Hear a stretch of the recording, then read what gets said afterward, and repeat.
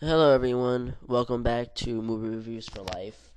And I want to take a minute. I'm going to kind of step back. I did say on the Batman and on the Dark Knight review that I was going to move on to other things, but I did forget two films that are in the Batman live action film series in a way, not in continuity, but within the series anyway. So I'm gonna do those, then I'll move on to something else.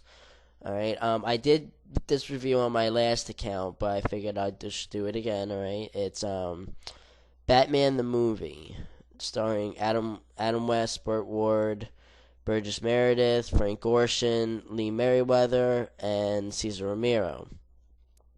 All right, and those are the principal actors. Yeah, and it was directed by Leslie Martinson. All right, now this is the 1966 film, which came out in between the first and second season hiatus. And originally, this was meant to come out first. It was going to be kind of like the pilot movie, but they decided to move it back to being like a summer movie while the kids were waiting for the second season. And it basically it's nothing really big. The advertisements were like Batman and Robin on the big screen, but there's nothing really different from the TV show except they have more gadgets. That's really about it. And the villains team up for the first time. They didn't team up at all in this first season, so it was kind of fun to see that. Julie Newmar was contracted to doing something else, so she couldn't come and play Catwoman in this film. So Lee Meriwether took over the role just for the film only. And each actor does the film pretty well. I mean, it's very true to the way the comics were at the time and the TV show. Adam West plays Batman slash Bruce Wayne well. Only difference there is that he doesn't disguise his voice. That's the only gripe that I have, is that he doesn't disguise his voice like Michael Keaton or Christian Bale or even Val Kilmer does. You know, and Burt Ward, plays his faithful ward Dick Grayson, which is a big laugh nowadays. His faithful word Dick, and he does it well too. I mean, there is an audio commentary on this special edition that I have. It's the special edition, not with the red bat on the front, but the special edition with Batman and Robin on the front. It says "Holy Special Editions, Batman." Yeah, that's the villains are this time they're played by Burgess Meredith as the Penguin. Burgess Meredith is best known for playing Mickey Goldman in the Rocky series, and he does a pretty good job with this, with his quirkiness and his like little wobble. You know, Frank Gorshin plays the Riddler in a way that's kind of jokey. I mean, he does it really well, and you can definitely tell. He's an inspiration for the Jim Carrey version. Just kind of bouncing around and kind of cackling all the time, and not really the way the Riddler was written, but I guess at the time that's how he was.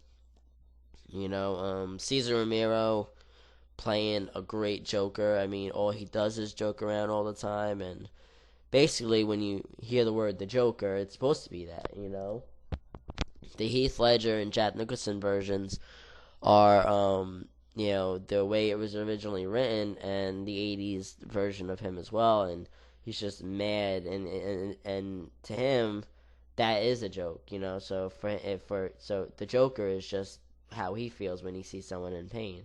In this film, or in this character, it's actually a joke every single time.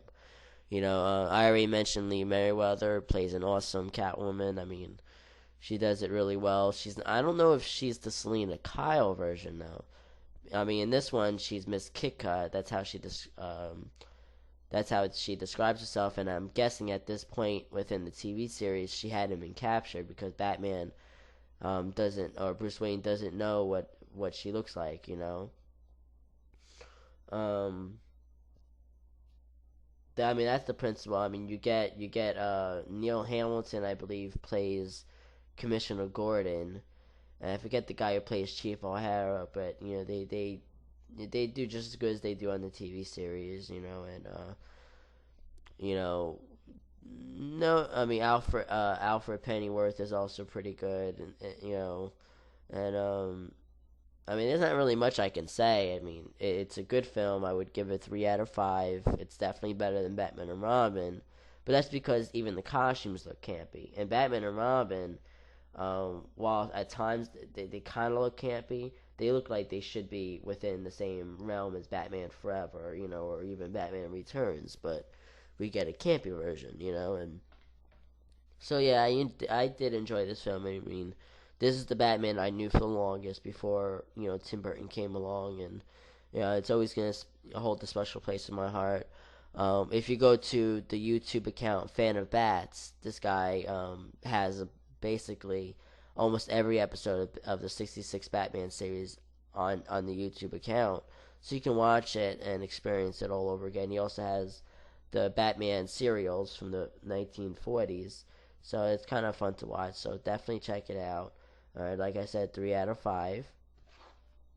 Now I'm going to move on to the special features. I already mentioned there's a commentary by Adam West and Burt Ward, which is fun to listen to because they definitely reminisce. You get Tour the Batmobile featurette, all new Batman featurette, still gallery, theatrical trailer and teaser, and that's really about it.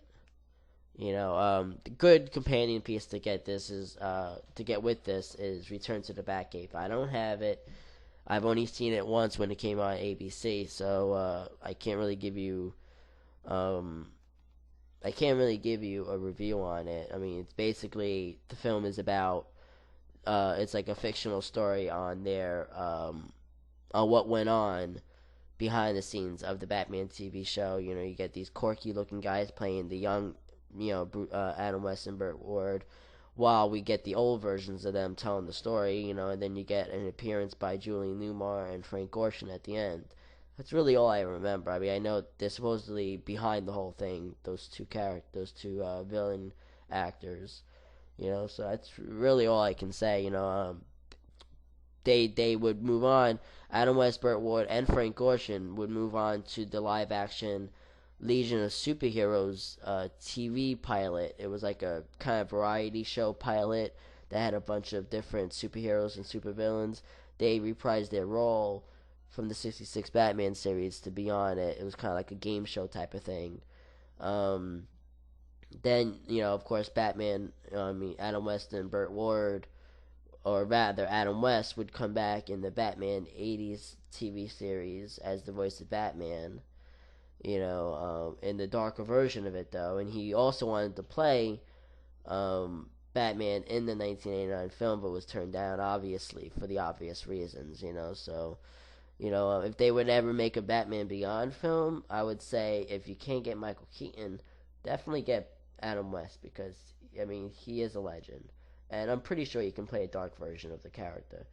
So, 3 out of 5, check it out. You won't be disappointed. My next review, basically, you will be disappointed. It's Catwoman with Halle Berry.